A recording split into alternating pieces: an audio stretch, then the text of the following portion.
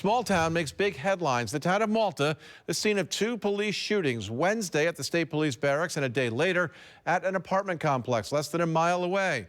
We're learning more about what happened in both cases, including the checkered past of the man who was shot and killed by officers at the Ellsworth Commons apartments on Thursday. His name, Brandon Moore. CBS 6's Brandon Sapardi and Sam Israel have been leading our coverage in the community. They join us live tonight, and some apartment residents are still waiting to return home. So first we go to Sam. Sam, you're hearing exclusively from a man who had a violent encounter with Mr. Moore. Good evening, Greg. That's right. Christopher Cormetti said that these warning signs were months ago that these warning signs were, but he said that his pleas to police went unanswered. But tonight he is speaking out to CBS 6, sharing his trauma, frustrations, but also hopes that no one else has to go through what he went through. It was pretty traumatic, and honestly, the lack of response and the lack of the apathy that we were given by the troopers kind of made it more traumatic for us. Christopher Cormetti says he and his girlfriend were assaulted by Brandon Moore at the Ellsworth Commons dog park, the same complex where Moore was shot and killed by police. If someone would have told you that that same individual who you had that altercation with at the park would be involved in an officer-involved shooting, what would have been your reaction?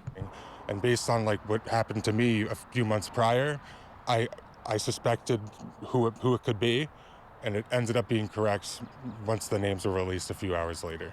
He says the attack came out of nowhere after his girlfriend simply asked if she could exit the gate first with their dog. Assaulted myself and my girlfriend, and we ended up having significant injuries and being rushed to the emergency room. Christopher says he fought back to defend her. Felt, like I had to defend her. I didn't, it's not, I really, not just anger, but also just, I guess, fear. And I felt like things could, she could potentially get hurt much, much worse if I hadn't.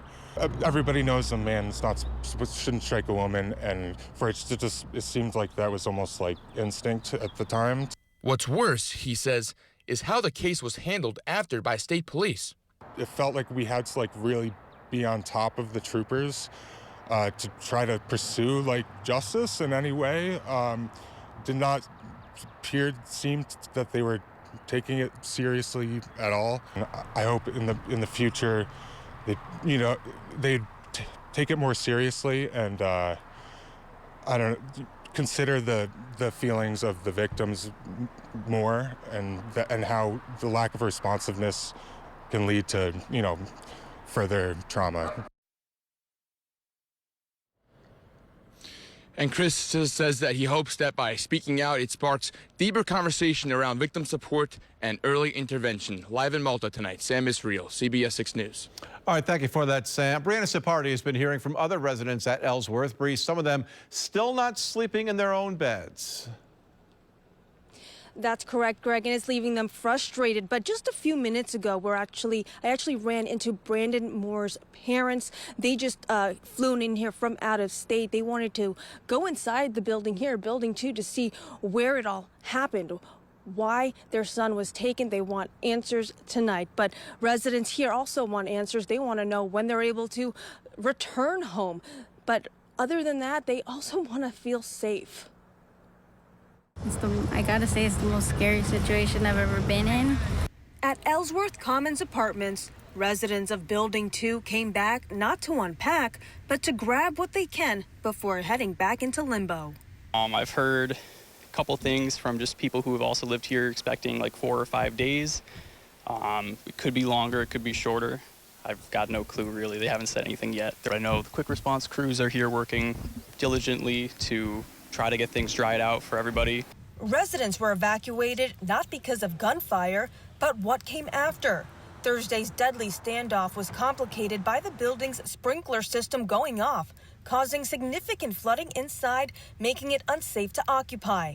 Police say what triggered it remains under investigation. What's the status with everything in terms of returning back home? I'm not sure. Honestly, I'm just praying everything's okay and that my stuff are okay. But for now, I guess I just want to feel safe again in my apartment. That's the only really concern that I have. And that's what we heard again and again from people who once considered Malta a quiet escape. Everything's been peaceful until the past 24 hours, but craziness right now. I mean, the other day with the police barrack shooting, I mean, I heard about that and it put a little fright in me. Obviously, living here in Malta, I didn't think that like any sort of gun violence or any gun-related incident was something that I'd have to worry about here in my apartment complex, but I guess now I just kind of keep a higher guard up and kind of really pay attention when I'm walking down the hallways. Now you can see restoration crews still out here in full force working on the water damage that's inside. Again, residents aren't allowed to return yet. They can only grab a few items here. Later tonight, we'll hear from Brandon Moore's parents. They say they have a statement to say. But for now, reporting live in Malta, Brianna Supardi, CBS 6 News.